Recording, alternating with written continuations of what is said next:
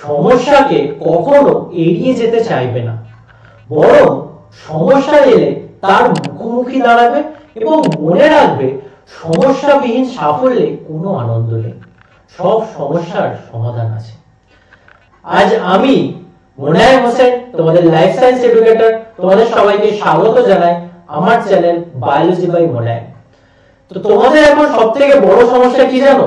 তোমাদের এখন সবথেকে বড় সমস্যা হচ্ছে এইটি, যারা আমার উচ্চ মাধ্যমিকের ভাই বোন আছে আর যারা আমার মাধ্যমিকের ভাই বোন আছে, অর্থাৎ আমার ওয়ারিয়ার্সরা, তাদের সমস্যা হচ্ছে এইটি কি, দুজনেরই পরীক্ষার টাইমিং চেঞ্জ করে দিয়েছে হঠাৎ করে বোর্ড। কি সিদ্ধান্ত নিয়েছে? সিদ্ধান্ত নিয়েছে যে পরীক্ষা শুরু হবে ঠিক 9:45 মিনিটে। ওকে, 9:45 থেকে তোমাকে কোশ্চেন পেপার দিয়ে দেওয়া হবে, তুমি কোশ্চেন পেপার 15 মিনিট পড়বে, দেন 10টা থেকে তোমার পরীক্ষা স্টার্ট হবে।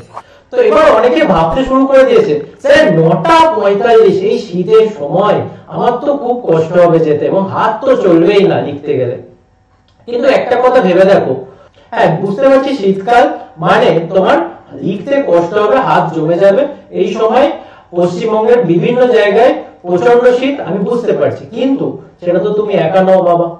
পুরো যতজন পরীক্ষার্থী আছে, 3 লাখ পরীক্ষার্থী, সবাই কিন্তু এই সমস্যার সম্মুখীন হবে। তো এটা তো তোমাদের একার কারোর প্রবলেম নয়, তোমাদের সবার জন্য সেম প্রবলেম, তাই নয় কি?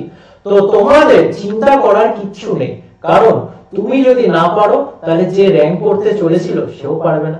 তো তুমি অবশ্যই র‍্যাঙ্ক করবে, কারণ তোমার কম্পিটিটর যারা আছে তারা সবাই সেম সমস্যার সম্মুখীন হচ্ছে। ওকে, আর আমরা তো এখন কতদিন শীতকাল কাটিয়ে এসেছি, তো আমরা এখন শীতের সাথে অভ্যস্ত হয়ে গেছি। তো আবার একটা কথা কিন্তু প্রত্যক্ষণে ভাবতে থাকো, সবসময় পজিটিভ চিন্তা ভাবনা করো। কি ভাববে?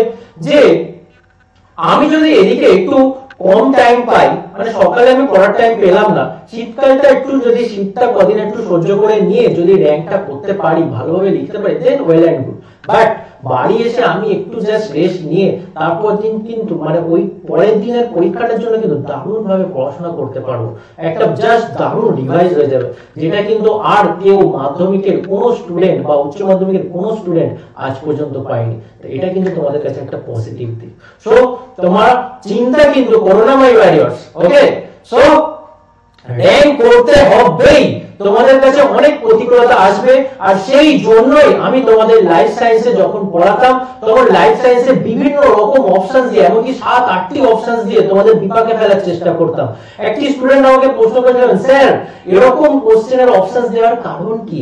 আমি তখন বলেছিলাম, পরীক্ষা দিতে যাবে, গিয়ে দেখবে তুমি যে পেনটা বাড়ি থেকে লিখে সরবরাহ করে গেছো, গিয়ে হয়তো দেখবে সেই পেনটাই বাড়িতে ফেলে এসছো, এবং তোমার পাশে যে বন্ধু আছে সে হয়তো তোমার বন্ধু নয়, তোমার একদম চরম শত্রু, বা তুমি এবার বাইরে থেকে গিয়ে পেন কিনে আনার মতো জায়গায় নেই। দেন তুমি ধার করলে কারোর থেকে, এমন একটা পেন ধার করলে, সে তো নিশ্চয়ই তার ভালো পেনটা দেবে না, তোমাকে এমন একটা পেন দিল যাতে তুমি লিখতে পারলে না ভালো করে, তাই জন্য তুমি 90 মার্কস অ্যাটেন্ড করতে পারলে না। এর ফলে কি হবে?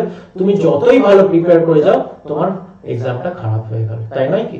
তো তাই জন্য বলি, অনেক প্রতিকূলতার সম্মুখীন হতে অনেক বাকি আছে আমার ওয়ারিয়ার্স। ওকে, সো চিন্তা করো না যে এই প্রতিকূলতার সম্মুখীন হয়ে মাথা ঠান্ডা রেখে বুদ্ধিমত্তার সঙ্গে ভালোভাবে কুল এন্ড কম্পোজলি পরীক্ষা দিয়ে আসতে পারবে, সেই র‍্যাঙ্ক করবে। এন্ড আমি জানি আমার ওয়ারিয়ার্স এটা পারবে, তাদের মধ্যে সেই ক্ষমতা আছে। ওকে, তো কেউ কিন্তু ভয় পেও না, এরকম অনেক প্রতিকূলতা সামনে আসছে, এরকম ভাবে মাইন্ডসেট করে রাখো, এবং পরীক্ষা দিতে যাওয়া পর্যন্ত অনেক প্রতিকূল পরিস্থিতির সম্মুখীন হতে হবে তোমাদের। ওকে, তো চলো সবাই লেগে পড়ো, ভালোভাবে প্রিপারেশন নাও, শরীরের খেয়াল রাখো, এইসব তুচ্ছ প্রতিকূলতাকে মাথায় রেখো না। ওকে, চলো, থ্যাংক ইউ।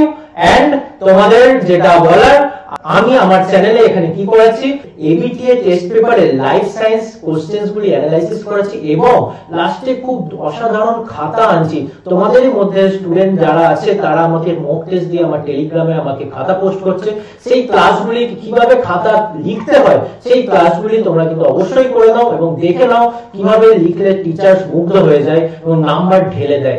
এবং আর কি করেছি, অল সাবজেক্টের, অর্থাৎ তোমাদের মাধ্যমিকের 7টি সাবজেক্টের back to back important questions নিয়ে একটি series, all in one series start করেছি, এবং খুব তাড়াতাড়ি আমি স্টার্ট করতে চলেছি তোমাদের জীবন বিজ্ঞানের ওই প্রতিকূলতা সিরিজটা, অর্থাৎ যেখানে তোমাদের 7-8টি করে প্রচুর ডিফিকাল্ট অপশনস দিয়ে তোমাদের প্যাচে ফেলার চেষ্টা করতে হবে।